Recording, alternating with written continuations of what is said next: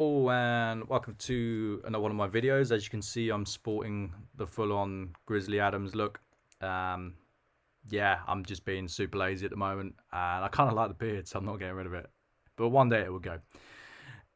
In today's video, I'm going to be talking about should you sell your gold in a quantitative tightening environment.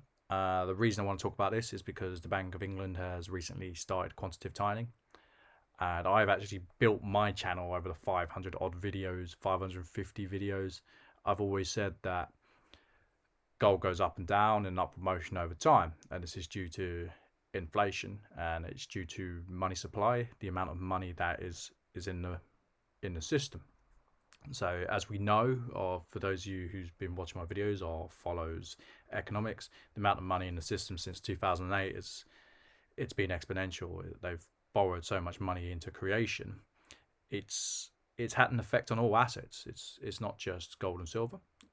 We're talking the property market. I feel sorry for the generation below me. I really do. My generation is starting to get on the property market. You got some outliers who got in early. I don't personally think I'll buy a property for me. I don't see the value in that. I don't particularly want one. Would I buy one if I could monetize it? Yeah, of course. I'm an entrepreneur. That's my job. But I don't think I'm going to be getting on the property market myself. Other assets such as stocks and shares, they've gone up. Whiskey's gone up. Pretty much everything's gone up. Pokemon cards gone up. It's gone crazy, and it's due to the sheer amount of money that has been pumped into the market. It's found itself into asset prices. Now, the common term where we say the rich get richer and the poor get poorer, this is the reason. So in times of inflation, assets tend to go up. Your earnings don't tend to go up. So rich people are not getting richer because they're earning crazy amounts. There's going to be some people who earn crazy amounts. That's probably a dialogue and a discussion for another day.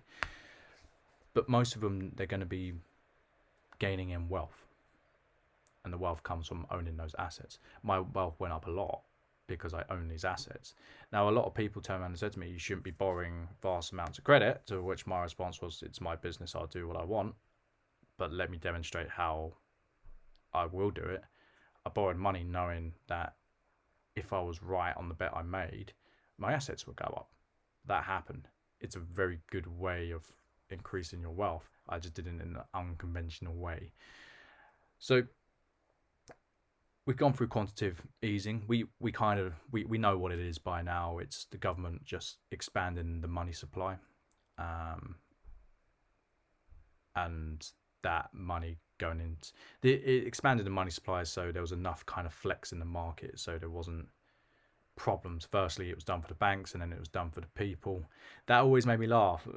People were like, yeah, well, you did it for the banks, and then people will always complain. Whatever the government does, I don't personally believe in a large government. I think it needs shrinking vastly. I think they're the problem, personally. It's discussion for another day. I don't want to get into that. But so in terms of quantitative tightening, the Bank of England has recently allowed some of its gilt purchases to lapse. I was going to say bond purchases. That's when you buy company debt. Gilts are government debt. So they allowed it to lapse. Now, if I said to you guys, yeah, you should be buying gold and silver and you should be buying assets, etc., blah, blah, blah, blah, blah. What happens with quantitative tightening? Because surely everyone's going to sell. And they are. If it happens and it implodes, everything's going to get taken to the cleaners. The whole system's going to be recalibrated. You're going to lose so much wealth. It's not wealth, it's just been recalibrated. It's great if you don't have debt. If you've made all that wealth and it's recalibrated and everything goes down, it's just a new it's fine. If you've got debt and your assets are pegged to that debt, it's probably not a good thing. You want to get out of that debt, and probably very quickly, if that's how you see the market's going to go. So with quantitative tightening, you would expect prices to come down as people get out of their positions. That credit line, it disappears. So you're not losing wealth, you're losing leverage bets, you're losing credit lines. So, for any of you who hasn't watched documentary 97% or 3% owned, 97% owned, they explain how the monetary system works. So most of the money in existence has to be borrowed in existence. It's not you go down the bank and you are borrowing someone's savings. You are going to a bank and they are creating a double entry on the book. They create the money out of nothing, and then when you pay it back, that profit is theirs to keep, and they just close the loop. So essentially, you can be a master of money and create your own money. You just have to take out a credit card or a loan. It's very simple. So when there's more money in the market and everyone does that, if you put an asset prices go up. When that credit comes out the market, asset prices should come down if it's done en masse. Now here's the caveat. So if I'm saying to you, you should own these because assets are going to go up, because I don't believe the government can rein it in. And I personally didn't think the government could rein it in via quantitative tightening. I knew it was coming, but I didn't think they could do it. But they've started to do it. So I thought, you know what, I'm going to research this a bit more. How quickly are they doing it? I don't have the graph in front of me, but I was doing a lot of reading last night or early this morning. I'm a bit of a night owl, as some of you are aware. They started quantitative easing in 2008. They started with they never solved the problems of 2008. They tried to outrun the gun, so to speak. Probably shouldn't say that. It's probably quite a sensitive topic. They tried to outrun their problems. But you can't. It always catches up. It always catches up. They didn't envisage there'd be bigger issues, and then we had the Eurozone crisis. We had the Brexit. They put more money into the system for Brexit to help with liquidity. They put more money for the pandemic. Now, from the stats I was reading, they started QE in 2008. They reckon if they run quantitative tightening in the way that they just allow that the bonds they bought to lapse, and they're going to lapse at a loss as well. So I read it's going to be a £3 or £4 billion loss.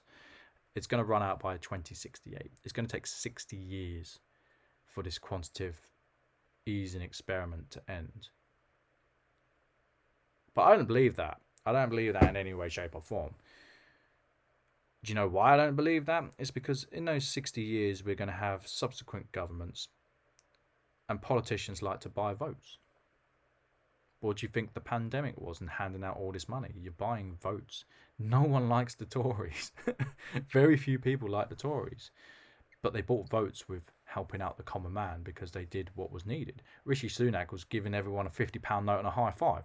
You know, it's like I end up getting a fair amount of money off the government due to my situation. Did I deserve it? Yeah, I did.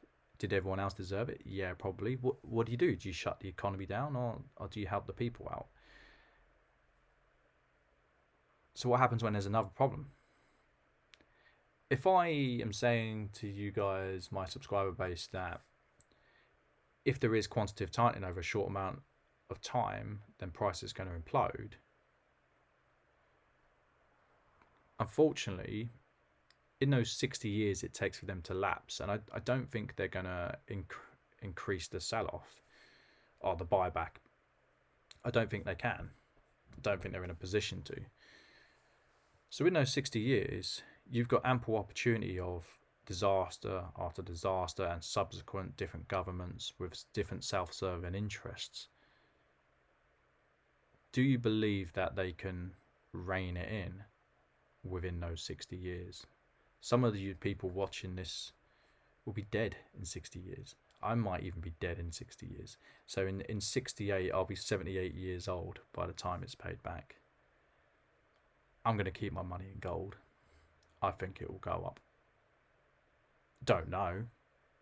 I don't know for sure, but I don't think that quantitative tightening is going to push those asset prices back down, because if the government is still putting X amount of money into the system each year, I think it's 2% they aim for, so they increase the money supply bit by bit. it's not going to matter. It's a shame, but I think quantitative easing, quantitative tightening is going to go down in history as a massive bust. And I think in 60 years, I think Great Britain and the States,